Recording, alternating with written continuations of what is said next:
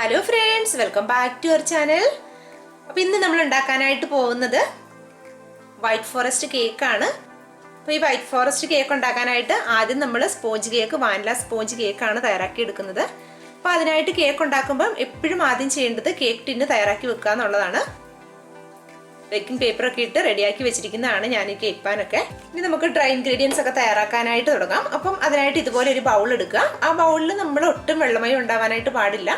ഈ ബൗളിന് മുകളിലേക്ക് ഒരു അരിപ്പ വെച്ച് കൊടുക്കാം. ആ അരിപ്പയിൽ കൂടി നമ്മുടെ എല്ലാ ഡ്രൈ ഇൻഗ്രീഡിയൻസും അരിച്ചെടുക്കുകയാണ് ചെയ്യുന്നത്.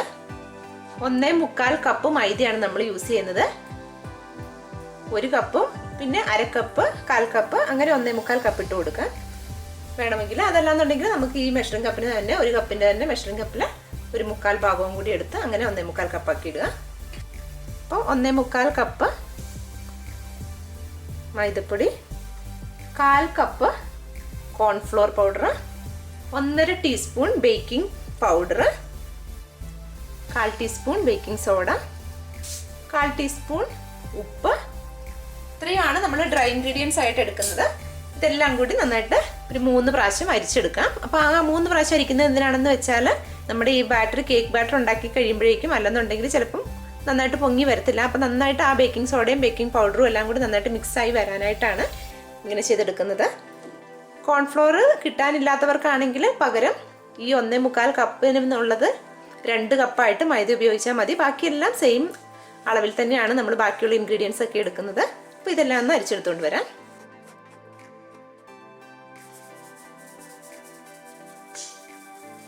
അപ്പോൾ അതുപോലെ ചിലപ്പോൾ നമ്മൾ അരിച്ചൊക്കെ എടുക്കുമ്പോഴത്തേക്കും ഇതിൻ്റെ അടിയിൽ ഇതുപോലെ തരിയൊക്കെ ഉണ്ടാവും. നമ്മൾ കേക്ക് തയ്യാറാക്കുന്ന ഒരു ബൗളുകളിലും ഒട്ടും വെള്ളമയം ഉണ്ടാവാനായിട്ട് പാടില്ല. ആ ഒരു കാര്യം പ്രത്യേകം ശ്രദ്ധിക്കണം.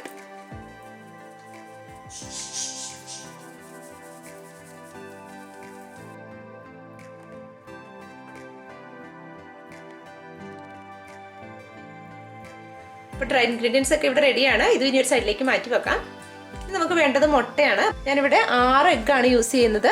6 എഗ്ഗ് ഇതുപോലെ വേറൊരു ബൗളിലേക്ക് പൊട്ടിച്ചൊഴിച്ച് കൊടുക്കാം. അപ്പം ഈ ഒരു ബൗളിലും ഒട്ടും വെള്ളമയം ഉണ്ടാവാനായിട്ട് പാടില്ല.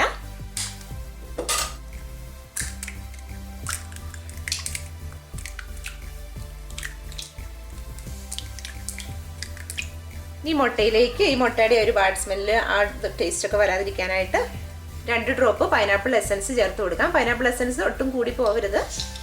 അതുപോലെ തന്നെ 1 ടീസ്പൂൺ വാനില എസൻസ് കൂടി ചേർത്ത് കൊടുക്കാം. അപ്പോൾ ഈ എഗ്ഗ് ബീറ്റ് ചെയ്തെടുക്കുന്ന കൂട്ടത്തിൽ തന്നെ പഞ്ചസാര കൂടി ചേർത്ത് കൊടുക്കണം. അപ്പോൾ പഞ്ചസാര ഇവിടെ 2 കപ്പ് മൈദയും എല്ലാം കൂടിയാണ് നമ്മൾ എടുത്തിട്ടുള്ളത്. അപ്പോൾ ആ 2 കപ്പിന് 1.5 കപ്പ് എന്നുള്ള അളവിൽ വേണം പഞ്ചസാര ചേർക്കാനായിട്ട്. പഞ്ചസാര പൊടിച്ച് പഞ്ചസാര അല്ല ചേർക്കുന്നത്. സാധാരണ തന്നെ നമ്മൾ സാധാരണ ഉള്ള ചെറിയ തരിയോട് കൂടിയുള്ള പഞ്ചസാര അങ്ങനെ തന്നെയാണ് നമ്മൾ യൂസ് ചെയ്യുന്നത്. അപ്പോൾ അതുകൂടി ചേർത്ത് നന്നായിട്ട് ബീറ്റ് ചെയ്തെടുക്കാം. അപ്പോൾ ഹാൻഡ് മിക്സർ ഉണ്ടെങ്കിൽ ഹാൻഡ് മിക്സർ വെച്ച് തന്നെ ചെയ്യുക. അപ്പം നമുക്ക് നന്നായിട്ട് നല്ല ഫ്ലഫി ആയിട്ട് ചെയ്തെടുക്കാനായിട്ട് പറ്റും കേക്കൊക്കെ.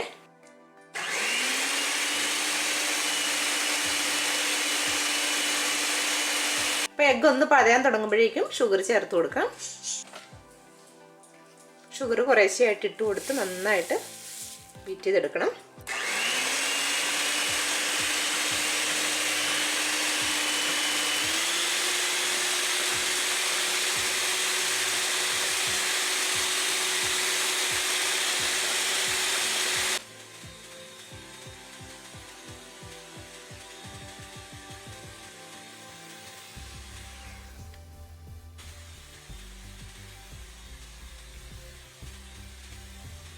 അപ്പോൾ എഗ്ഗൊക്കെ ഷുഗറും ചേർത്ത് നല്ലതായിട്ട് ബീറ്റ് ചെയ്തെടുത്തിട്ടുണ്ട്. നല്ല ഫ്ലഫിയായി വന്നിരിക്കുകയാണ്.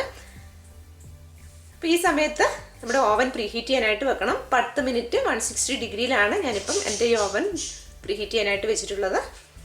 അപ്പം പലരുടെയും ഓവൻ എന്ന് പറയുന്നത് ചിലപ്പം വ്യത്യാസം ഉണ്ടാകാം. നമ്മുടെ ആ കമ്പനിയുടെ വ്യത്യാസത്തിൽ ഓവനിലുള്ള ടെമ്പറേച്ചറിലും വ്യത്യാസം ഉണ്ടാകും. അപ്പോൾ എല്ലാ ഓവനിലും ഈ 160 ഡിഗ്രി ആയിരിക്കണം എന്നില്ല. ചിലപ്പോൾ 180 ആയിരിക്കാം, അങ്ങനെ അല്ലെങ്കിൽ 200 ആയിരിക്കാം. അങ്ങനെ വ്യത്യാസം ഉണ്ടാവും. ഇതിലേക്ക് നേരത്തെ റെഡിയാക്കി വെച്ചിരിക്കുന്ന ഡ്രൈ ഇൻഗ്രീഡിയൻസ് ഒക്കെ ചേർത്ത് നന്നായിട്ട് മിക്സ് ചെയ്തെടുക്കാം. അപ്പോൾ ഈ നമ്മുടെ കേക്ക് മിക്സ് തയ്യാറാക്കുന്നതിൻ്റെ ഇതിലേക്ക് ചേർക്കാനായിട്ട് 1/4 കപ്പ് മിൽക്ക്, 1/4 കപ്പ് ഓയിൽ, ഇത്രയും കൂടി വേണം. സൺഫ്ലവർ ഓയിലാണ് നമ്മൾ യൂസ് ചെയ്യുന്നത്. ഇതിലേക്ക് ഈ സൺഫ്ലവർ ഓയിൽ കൂടി ഇടയ്ക്ക് ചേർത്ത് കൊടുക്കണം.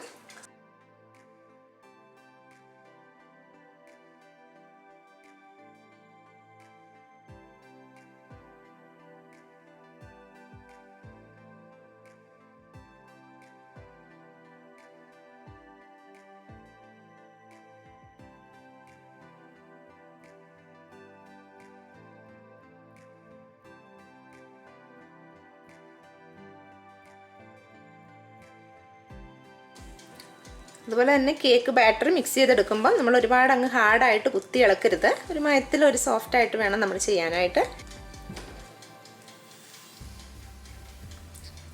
അപ്പം നമ്മുടെ കേക്ക് മിക്സൊക്കെ ഇവിടെ റെഡിയാണ്. ഇനി ഇത് ബേക്കിംഗ് പാനിലേക്ക് ഒഴിച്ചതിന് ശേഷം ഓവനിലേക്ക് വെച്ച് കൊടുക്കാം.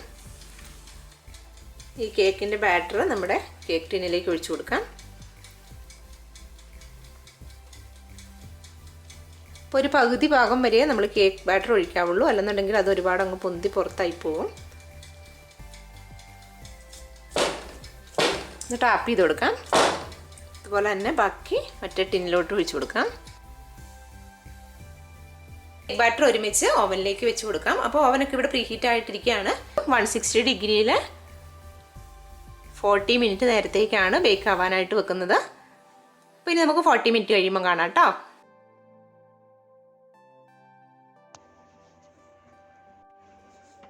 ഇപ്പോൾ 40 മിനിറ്റ് ആയിട്ടുണ്ട്. നമ്മുടെ കേക്കൊക്കെ ഇവിടെ റെഡിയാണ്. നമ്മൾ ആ കോൺഫ്ലോർ ചേർത്തുകൊണ്ടാണ് ആ മുകൾ ഭാഗം കുറച്ചൊരു ഹാർഡ് പോലെ തോന്നുന്നത്, പക്ഷെ അത് അകത്ത് നല്ല സോഫ്റ്റാണ്. ഇപ്പോൾ കേക്ക് കുറച്ച് നാറിയിട്ടുണ്ട്. അപ്പം ഈ ബേക്കിംഗ് പേപ്പർ എടുത്ത് മാറ്റാം. ആ ഷുഗർ ശരിക്കും അലിയാതിരുന്നുകൊണ്ടാണ് ആ ഒരു ക്രിസ്റ്റൽ പോലെ ഇതിൻ്റെ മുകളിൽ കിടക്കുന്നത്. അപ്പം നിങ്ങൾ ബീറ്റ് ചെയ്യുമ്പോൾ പ്രത്യേകം ശ്രദ്ധിക്കണം. നമ്മൾ അങ്ങനെ തരിയോട് കൂടിയുള്ള പഞ്ചസാരയാണെന്നുണ്ടെങ്കിൽ നന്നായിട്ടൊന്ന് ബീറ്റ് ചെയ്തെടുക്കാനായിട്ട് ശ്രദ്ധിക്കണം. ഞാൻ ഇച്ചിരി തിരക്കിട്ട് പെട്ടെന്ന് ചെയ്തുകൊണ്ടാണ് അതങ്ങനെ പറ്റിയത്. ഇനി നമുക്ക് ഐസിങ് ചെയ്യാനായിട്ടുള്ള വിപ്പിംഗ് ക്രീമൊക്കെ റെഡിയാക്കി എടുക്കാം. അപ്പോൾ ഇവിടെ ഞാൻ 2.5 കപ്പ് വിപ്പിംഗ് ക്രീമാണ് എടുത്തിരിക്കുന്നത്. അപ്പോൾ വിപ്പിംഗ് ക്രീമിനായിട്ട് ഇതുപോലെ ഒരു സ്റ്റീലിൻ്റെ ബൗളൊക്കെ ഉണ്ടെങ്കിൽ, അല്ലെങ്കിൽ ഒരു ഇതുപോലെ പാത്രം ഉണ്ടെന്നുണ്ടെങ്കിൽ അതാണ് ഏറ്റവും നല്ലത്. കാരണം കുറച്ചധികം നേരം ആ തണുപ്പ് നിൽക്കും. ഇതിലേക്ക് 1/2 ടീസ്പൂൺ വാനില എസൻസും കൂടി ചേർത്തിട്ട് നന്നായിട്ട് ബീറ്റ് ചെയ്തെടുക്കാം ഹാൻഡ് മിക്സർ വെച്ച് തന്നെ. ഇപ്പോൾ ഒരു 10-11 മിനിറ്റ് എങ്കിലും വേണ്ടി വരും ഇത് നന്നായിട്ടൊന്ന് ഫ്ലഫി ആയി വരാനായിട്ട്. ആ വിപ്പിംഗ് ക്രീമൊക്കെ ഈ വിപ്പിംഗ് ക്രീമൊക്കെ സ്റ്റിഫായി കിട്ടാനായിട്ട് ഒരു 10 മിനിറ്റ് എടുക്കും. അപ്പോൾ ആദ്യമേ ഇത് ലോ സ്പീഡിൽ തുടങ്ങിയതിന് ശേഷം 1 മിനിറ്റ് കഴിയുമ്പം സ്പീഡ് കൂട്ടി അങ്ങനെ വേണം നമ്മൾ വിപ്പിംഗ് ക്രീം വിപ്പ് ചെയ്തെടുക്കാനായിട്ട്. ഒരു 11 മിനിറ്റ് എടുത്തു എനിക്ക് ഇതുപോലെ നായി കിട്ടാനായിട്ട്. ഞാൻ അൽമറായുടെ വിപ്പിംഗ് ക്രീമാണ് ഇവിടെ യൂസ് ചെയ്തിട്ടുള്ളത്. പിന്നെ ഇത് നമുക്ക് ഐസിങ് ചെയ്യാനായിട്ട് തുടങ്ങാം. ഒരു പൈപ്പിംഗ് ബാഗിലേക്ക് ഇടാം. അപ്പോൾ പൈപ്പിംഗ് ബാഗിലാകുമ്പോഴത്തേക്ക് നമുക്ക് എളുപ്പമാണത്. ഐസിങ് ചെയ്യുന്നതിന് മുൻപായിട്ട് ഇതിൻ്റെ നടുക്കയിലേക്ക് നമ്മുടെ ബേസിൻ്റെ മുകളിലേക്ക് കുറച്ച് ക്രീം ഇട്ട് കൊടുക്കാം. അതിനുശേഷം ആദ്യത്തെ ലെയർ കേക്ക് വെച്ച് കൊടുക്കാം. ആദ്യത്തെ ലെയർ കേക്ക് വെച്ച് കൊടുത്തതിന് ശേഷം ഇതിലേക്ക് കുറച്ച് ഷുഗർ സിറപ്പ് ഒഴിച്ച് കൊടുക്കാം. അപ്പോൾ ഷുഗർ സിറപ്പ് നമുക്ക് 1 കിലോ കേക്കിന് 1 കപ്പ് ഷുഗർ സിറപ്പ് തയ്യാറാക്കി എടുക്കാം. കുറച്ച് നന്നായിട്ട് തന്നെ വെറ്റാക്കി ഒഴിച്ച് കൊടുക്കാം. ഞാനിതിപ്പോൾ ഒഴിക്കാൻ എളുപ്പത്തിന് ഇങ്ങനെ എടുക്കുന്നേ ഉള്ളൂ. അതിൻ്റെ മുകളിലേക്ക് ഇടാനായിട്ട് ഞാനിവിടെ വൈറ്റ് ചോക്ലേറ്റ് കുറച്ച് ഗ്രേറ്റ് ചെയ്തെടുത്തിട്ടുണ്ട്. അതുപോലെ തന്നെ കുറച്ച് ചെറീസും കട്ട് ചെയ്തെടുത്തിട്ടുണ്ട് ചെറുതായിട്ട്. ഇത് രണ്ടും കൂടി ഇതിന് മുകളിലേക്ക് ഇട്ട് കൊടുക്കണം. അപ്പോൾ അതിന് മുൻപായിട്ട് നമുക്ക് പൈപ്പിംഗ് ബാഗിലാക്കി വെച്ചിരിക്കുന്ന വിപ്പിംഗ് ക്രീം ഇട്ട് കൊടുക്കാം. അപ്പോൾ വിപ്പിംഗ് ക്രീം നമ്മൾ ഇങ്ങനെ ബാഗിലാക്കുകയാണെന്നുണ്ടെങ്കിൽ എളുപ്പമാണ്. നമുക്ക് പെട്ടെന്ന് തന്നെ പരിപാടി ചെയ്ത് കഴിയും. ഈ എക്സ്ട്രാ ഉള്ളത് ജസ്റ്റ് സൈഡിലൊന്ന് ഇതാക്കി കൊടുത്താൽ മതി. നമ്മൾ സൈഡൊക്കെ ലാസ്റ്റാണ് റെഡിയാക്കി എടുക്കുന്നത്. അപ്പോൾ അത് ഫ്രഷ് ചെറി കയ്യിലില്ലാന്നുണ്ടെങ്കിൽ പകരം ചെറി സിറപ്പ് ചേർത്താലും മതി. അപ്പോഴും നല്ലൊരു ടേസ്റ്റാണ്. നമ്മൾ വെറുതെ വിപ്പിംഗ് ക്രീമും മാത്രമായിട്ട് വെക്കുന്നതിലും നല്ലൊരു ടേസ്റ്റാണ് നമ്മൾ ഇതുപോലെയൊക്കെ ചേർത്ത് കഴിയുമ്പോഴത്തേക്കും. അപ്പം ബാക്കി 4 ലെയർ നമുക്ക് ഇതേ സ്റ്റെപ്പിൽ ചെയ്തെടുക്കണം.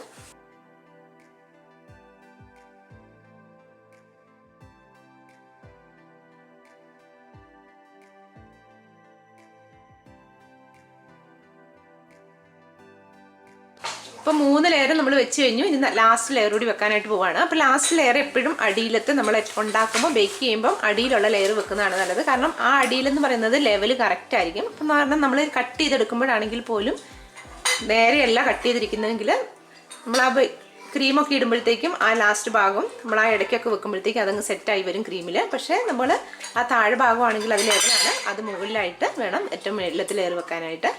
അപ്പോൾ ഇതുപോലെ മൊത്തത്തിലൊന്ന് വിപ്പിംഗ് ക്രീം കൊണ്ടൊന്ന് കോട്ടിങ് ചെയ്തെടുക്കുക. അപ്പോൾ ഇതിൻ്റെ മുകളിലേക്കും കൂടി കുറച്ച് നന്നായിട്ട് ഗ്രേറ്റ് ചെയ്ത് ചോക്ലേറ്റ്, ചെറുതായിട്ട് ഗ്രേറ്റ് ചെയ്ത് ചോക്ലേറ്റ് ഒന്ന് വിതറി കൊടുക്കാം. അതിനുശേഷം നമ്മുടെ പൈപ്പിംഗ് ബാഗിൽ ഇതുപോലെ ഒരു ഫ്ലവർ വരച്ചു കൊടുക്കുക. ഇനി അതിൻ്റെ മുകളിലേക്ക് ചെറിയും വെച്ച് കൊടുക്കാം.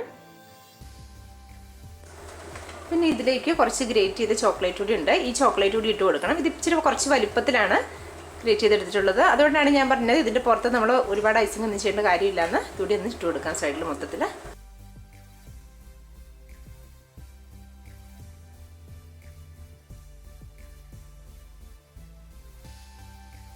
ഇത്രയേ ഉള്ളൂ. നമ്മുടെ വൈറ്റ് ഫോറസ്റ്റ് കേക്കിൻ്റെ വർക്കൊക്കെ ഇവിടെ കഴിഞ്ഞു. നമുക്ക് എല്ലാവർക്കും വീടുകളിൽ ഈ കേക്ക് ഉണ്ടാക്കിയെടുക്കാവുന്നതേ ഉള്ളൂ. അപ്പോൾ നിങ്ങൾക്ക് ഈ വീഡിയോ ഇഷ്ടമായിട്ടുണ്ടെങ്കിൽ ലൈക്ക് ചെയ്യാനും ഷെയർ ചെയ്യാനായിട്ടും കമൻറ്റുകൾ അറിയിക്കാനായിട്ടും മറക്കരുത്. Thank you for watching.